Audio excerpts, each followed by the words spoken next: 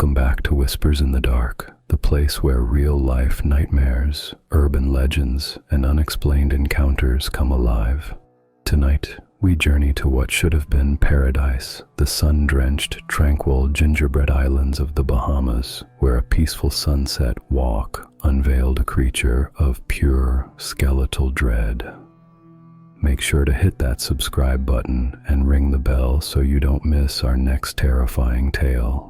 Paradise, by definition, is a place of untouched beauty, serene and welcoming, but sometimes, even in the most idyllic corners of the world, something ancient and unsettling can lurk just beneath the surface, waiting for the right moment to reveal itself.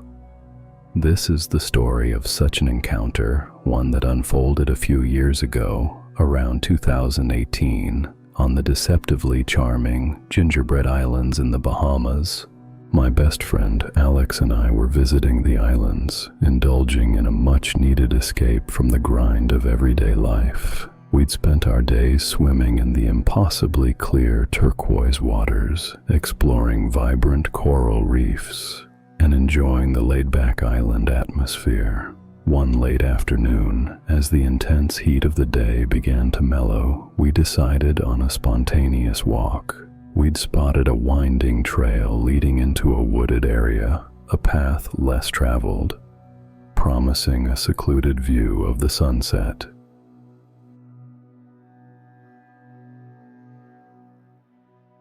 The path was narrow, barely more than a deer trail, lined with sparse, wind-battered trees and dry, brittle brush. The vegetation here was different from the lush, verdant jungle one might expect. It was harsher, more exposed, almost bleached by the sun. The setting was profoundly quiet, secluded, and possessed an unmistakable, almost ancient feel. The sun had begun its slow descent, casting the landscape in a fading golden light, still vibrant enough to clearly distinguish details within 20 to 30 feet ahead. We were chatting idly, enjoying the cooling air and the fading light, when it happened. Not a sound, not a flicker of movement, but an overwhelming, instantaneous shift in my perception. It was as if a switch had been flipped deep within my primal brain. An intense, undeniable dread surged through me, so profound that my heart felt like it plummeted into my stomach. My entire being screamed, "Flee!" This wasn't a reaction to anything I could see. My eyes scanned the path ahead, the trees, the ground. Nothing. Yet the warning was deafening. It was a purely subconscious, bodily response, an instinct so powerful it eclipsed anything I'd ever felt before. I've had close-range encounters with sharks while freediving, moments where adrenaline floods your system and survival instincts kick in. But this was different. This was a deeper, more ancient fear, untethered to any visible threat, yet utterly overwhelming.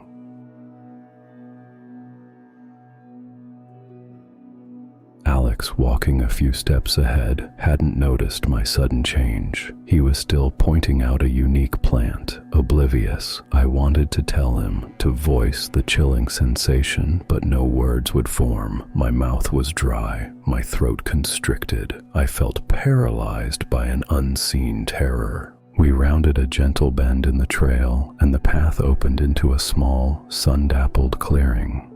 And that's when visual contact was made. No more than 30 feet ahead, crouched low to the dry earth, was a creature. I had never seen anything like it before, and I pray I never do again. It was crouched, but still no taller than 4 feet. Its body was completely hairless, uniformly smooth, with skin stretched tautly over an undeniably skeletal frame. The skin was a pale, almost phosphorescent white, so thin that I could distinctly see vertebrae protruding down its emaciated back. There was no visible muscle definition, only bone beneath skin. Its limbs were impossibly long and spindly, with loose, folded skin at the elbows and wrists, hinting at unnatural articulation. Its hands, they were horrifying. Each had 4 elongated fingers, tipped with sharp black obsidian-like nails. that looked capable of tearing flesh. My eyes instinctively darted to its face. It had no visible lips, just a gaping maw, revealing numerous small, needle-like teeth, some of which were smeared with dark, dried blood. Above the mouth were two small slits, resembling nostrils, but barely visible. And its eyes? They were entirely black. Void-like, without pupils or whites. They were just two pools of utter, impenetrable darkness, reflecting nothing, absorbing all light. It turned abruptly, startled by our presence, but in that moment, its head snapped towards me and it locked eyes. In that terrifying fraction of a second, as our gazes met, the overwhelming primal dread I had felt moments before strangely shifted. I sensed something from those black voids, not overt hostility, but an intense, unnerving curiosity. It wasn't planning to attack, it was simply observing. And then, a truly grotesque sight. The corners of its mouth, where lips should have been, seemed to stretch upwards, almost imperceptibly, in what I can only describe as a smile. A blood-smeared, silent grin of pure, unsettling alienness. Then, as suddenly as it had appeared, it bolted, it fled on all fours, a jarring, unnatural movement that resembled a human attempting to run on all fours, uncoordinated, yet surprisingly coordinated, a sickeningly fluid scramble. It vanished into the dense undergrowth as if swallowed by the fading light. Alex, who had seen the creature but was still reeling from the shock, didn't need any prompting. We both turned and sprinted back down the winding trail towards the marina, our lungs burning, our minds reeling. We didn't speak a word until we were back in the relative safety of civilization, surrounded by other people. I recounted the encounter to some of the locals, hoping for some validation, some explanation. They listened with polite smiles, eventually dismissing it as a trick of the light, an overactive imagination, or perhaps a strange dream. But it was no dream. I'm knowledgeable about the local nature and wildlife of these islands, and I had never, ever come across a creature that matched that horrific description. The experience left a lasting mark. I wasn't plagued by nightmares, but for weeks afterward, I often woke up tired and paranoid. I didn't feel haunted in my home, but rather a profound, unsettling sense of being watched in an abstract way, as if something had taken notice of me and was now observing from a distance. I have never again experienced the sheer intensity of the primal fear that gripped me in those 30 seconds before it revealed itself.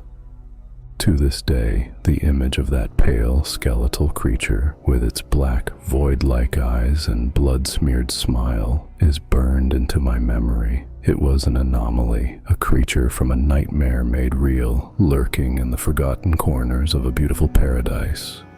What was it? And does it still watch from the shadows of the Gingerbread Islands?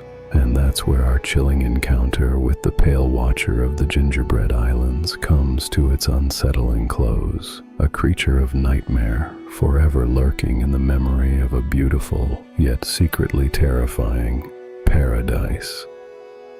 What do you believe this creature was? A cryptid? An unknown species?